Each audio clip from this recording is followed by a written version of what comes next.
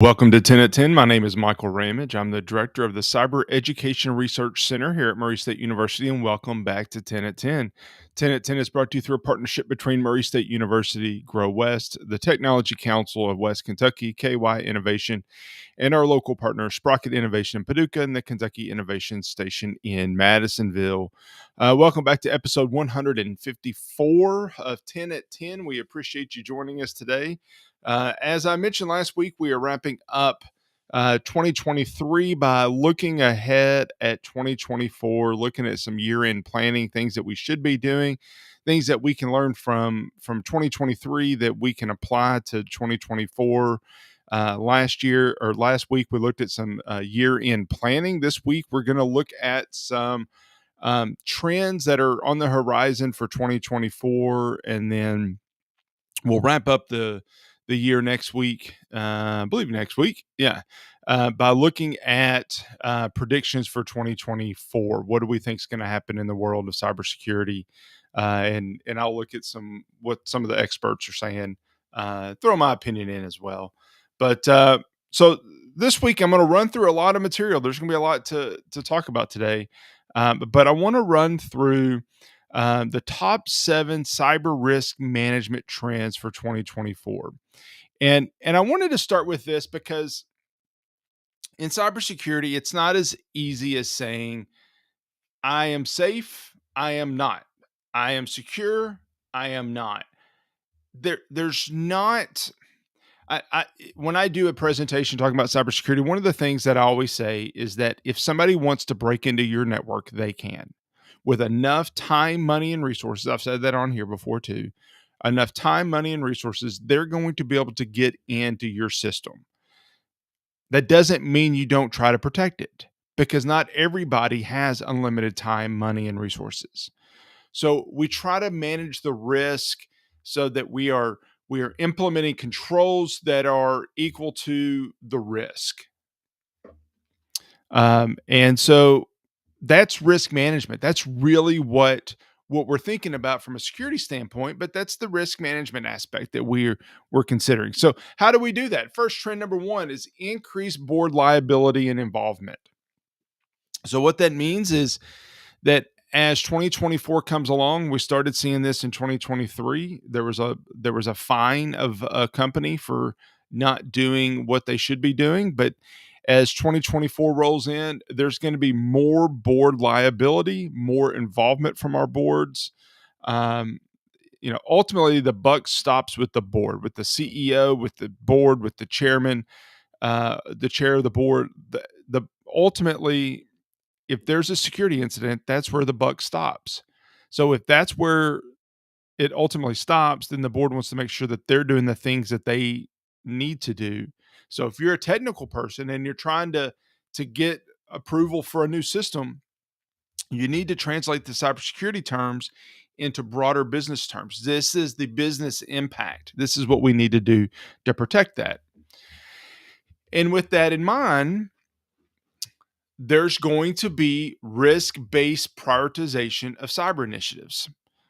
Let's take a fictitious company that needs to buy a new firewall, that needs to do logging, that needs to do awareness, needs to do, 3 or 4 other things. We need to do all these things, but what's going to have the best impact on managing our risk? What's going to cause our risk reduction, the potential financial impact reduction the most? So assess levels of risk, both quantify both the likelihood and the impact. That's how we need to be able to translate things. That's how we need to prioritize our cyber initiatives. These are the things that we think that we should do in this order based on what we perceive the risk to be. Another one, consolidation of tools and all-in-one platforms.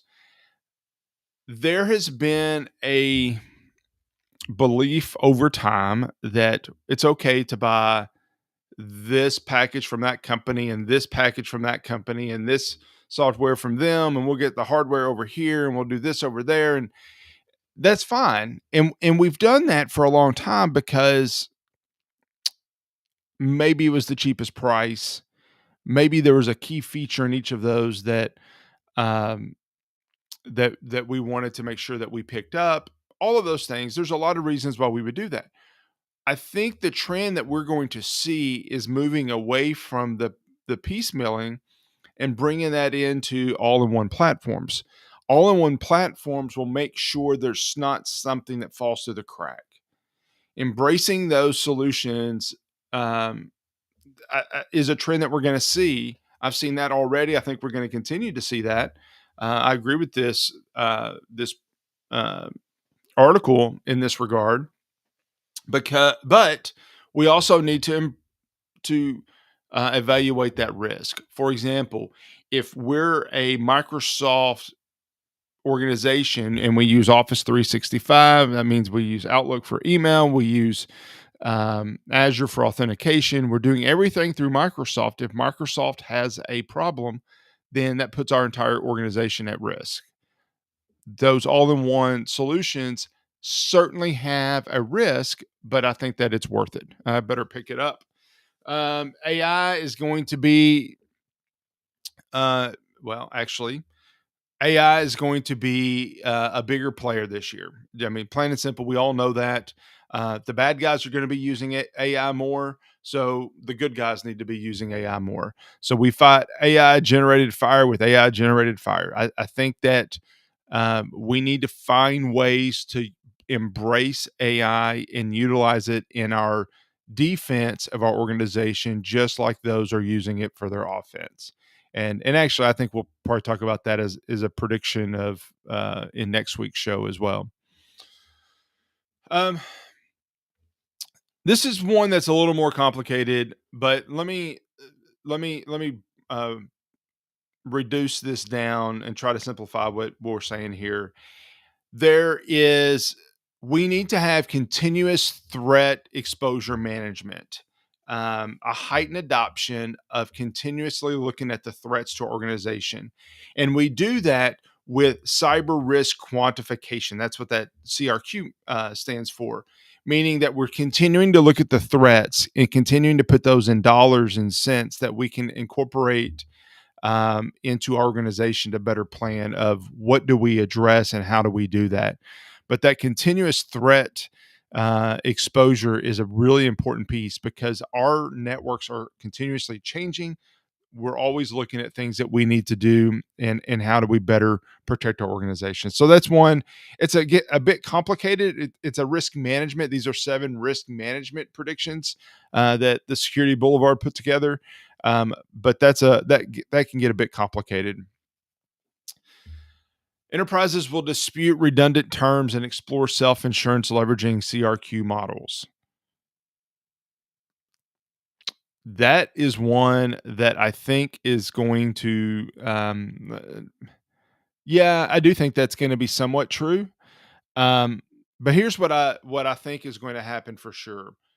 The cyber insurance space cannot sustain what's happening with ransomware. The amount of dollars that are being paid, um, it just can't sustain it.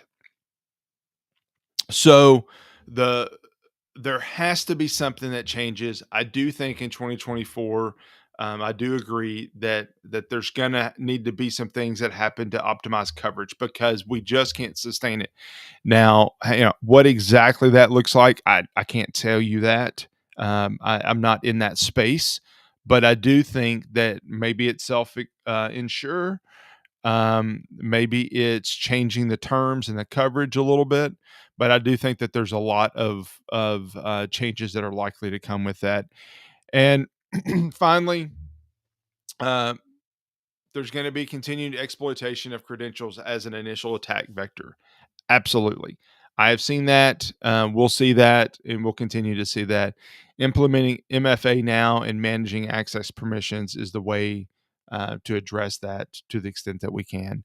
There's a lot that's going on with the risk management. I think that the key piece is as we continue to think about our entire security operation as a risk management process, it's going to help us to understand how to do some of these things and where that is going to live.